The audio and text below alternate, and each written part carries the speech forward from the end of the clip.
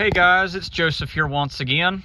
I know it's been a little while since I've uploaded a YouTube video. I've been busy with a lot of things off YouTube as of late. I kind of feel like my good YouTuber that I watch all the time, UXW Bill, if you know that YouTube channel. He did a lot of videos during my middle school and high school years, and he used to upload, quite frequently, every few weeks to every month or so, but he went on a long hiatus, and he's actually on a long hiatus now. The last video he uploaded, I think, was in June, but I'm getting a little off topic here. That's just a little sidetrack, but like I said, I haven't done any videos as of late other than British Iron of the Ozarks, which was a lot of fun, and doing a couple of YouTube video uploads on short notice for severe weather and stuff like that. But I'm 6 days late on this, but as of October the 10th, 2022, it is my second year of ownership for Victoria. She has 140,000 miles and some change on her, but things are not all well with her as of late. I've been having some further issues with the vehicle, and this time it's kind of catastrophic. For some reason, the transmission is going into service limp mode, and it appears that the transmission is slipping in third. So I've done a lot of research on these cars, and I've heard that the electronic shift packs in these vehicles like to go out on them, and it usually starts with hard downshifting, hard upshifting, and then it gets progressively worse with the vehicle not wanting to grab a certain gear, whether it be second or third, on the 41 TE Ultra drives. But other than that, it's been holding up pretty well. I did try and install a new power antenna on the vehicle, but we've got to do some work on the wiring schematics for the antenna as of late. The relay in the dash still clicks, but for some reason the way that the computer communicates with the antenna is different than the way this antenna was designed to communicate with. It demands a full current all the way up and a full current all the way down, not a reverse ohmage like the original antenna. So we're going to have to do some work there. Other than that, I still need to see about getting some rear load leveling air suspension struts for this thing so that the vehicle raises and lowers like it's supposed to, and get the wood trim reinstalled. But again, the biggest priority for now is to see about working on the 41 TE Ultra Drive transaxle that's in this vehicle and get it into shifting properly ability. So I might be uploading a YouTube video here soon when I can afford it to install a new electronic shift pack on it. And I've already changed the speed input sensors on this vehicle, so I can show you what those look like if you're interested in knowing. I'll explain what they do once I grab the part. I've got a few parts in here actually because I've been slowly piecing the car together still. But I believe that's the switch. Is that the turn signal switch? Yeah, that's the turn signal switch. I got to fix the turn signal on this thing as well. But I'm going to put that down there. Let me get in here. I have not driven this thing in almost 2 weeks. So there's two of these little guys that sit in the vehicle. And if I can grab the little magazine that I have, I'll be able to show you where it's mounted. But there's two of these little guys that sit on the front end of the vehicle. I'll open the hood and explain where they are, but I'll also see if I can pull up a diagram online showing you where they are. But there's a speed input and a speed output sensor, and it tells you your speed and how fast you're going on the speedometer, but it also monitors RPM and the shift pattern for the shift pack. When I changed one of these little fellas out, I believe, the input sensor. I haven't changed the output sensor out yet. That's why it's still down here in one of these boxes. It did improve the grippage of the clutch packs temporarily, and it did away with the limp mode system fault when I changed them out, and I was able to get it home from my convention trip that I go on every year. So I was able to get the car home at least, but after a little bit of driving around town, With DoorDash, the transmission progressively got worse. I could feel it skipping in third. It was basically having a hard time to grab the third planetary. And then after that, it just completely lost the plot, slipped out of third, and then it just would not grab third any further and would immediately jump into limp mode and go into second. When that occurs, up here on the Electronic Vehicle Information Center, the fault that I receive is low transmission pressure. Now, I checked the transmission fluid level, and when I checked it last, it was full on fluid because I had just had it changed. I topped it off. When it was low, it was burning a little bit of fluid. I don't know if I've got a leak in one of the lines or whatnot, but that will be inspected when we change out the shift pack, potentially.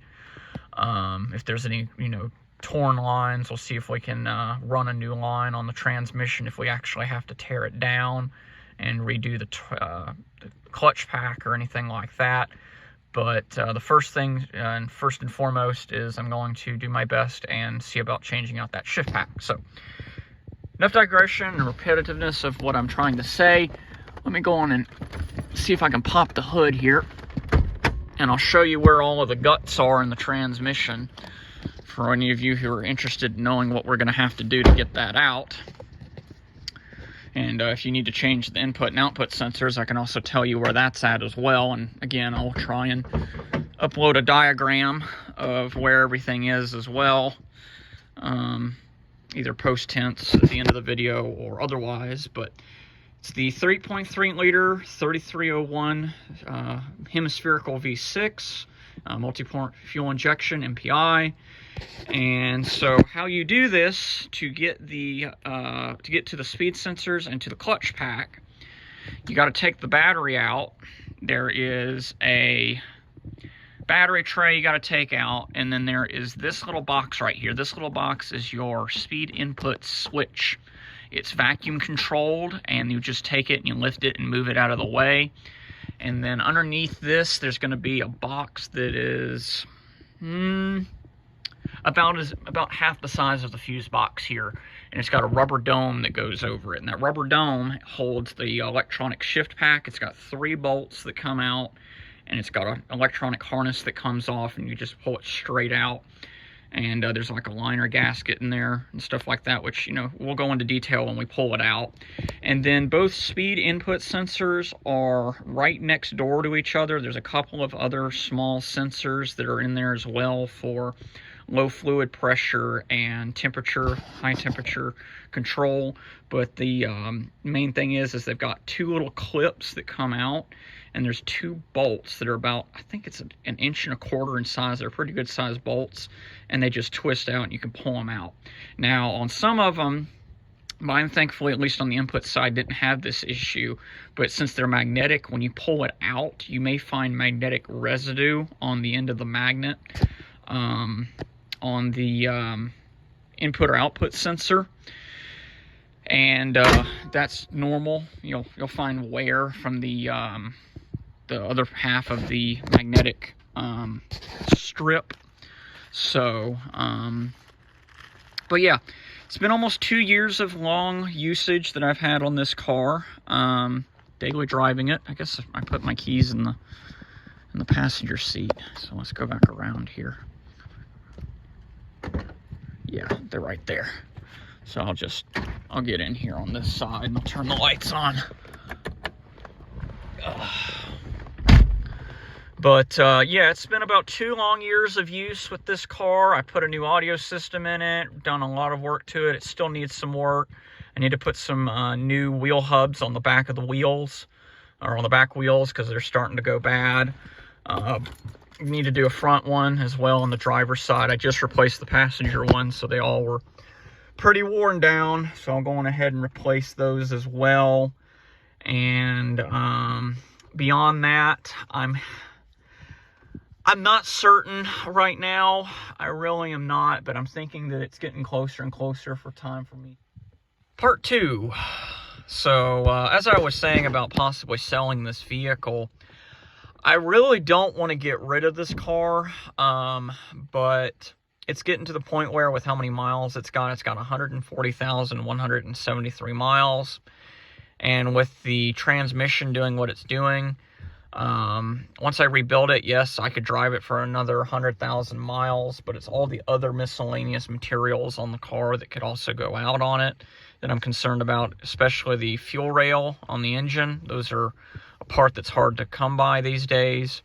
So I don't know. I'm up in the air about selling it at the moment, but these cars are great, but as usual, nothing lasts forever. But if I do sell it, I have some ideas of what I want to get next that are economical. I have looked at a couple of other Chrysler K platform cars, including Y-bodies. I've thought about possibly getting another Y-body Fifth Avenue with less mileage.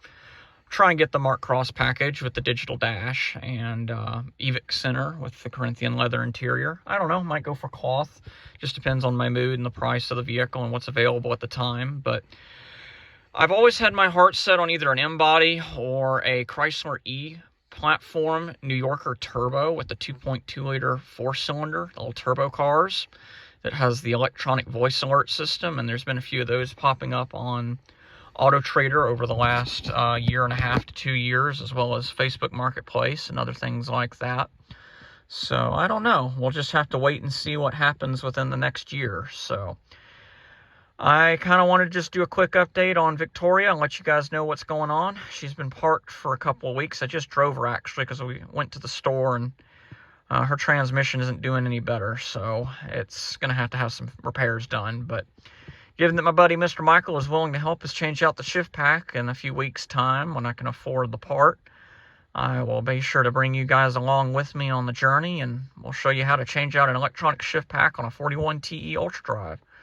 So anyways, guys, I thank you as always for watching. Again, I apologize for not uploading as frequently as I used to, and I know a lot of you guys that used to watch cold start videos haven't seen a cold start video of Sweet 71 in a long time, but I don't know. Maybe I'll see if I can dig her out of the garage here in a few weeks' time before it gets too bitterly cold and grab my cameras and tripod and do a cold start, but no promises there. But I will keep you guys updated on all my projects and other stuff like that. So until next time, this is Joseph out.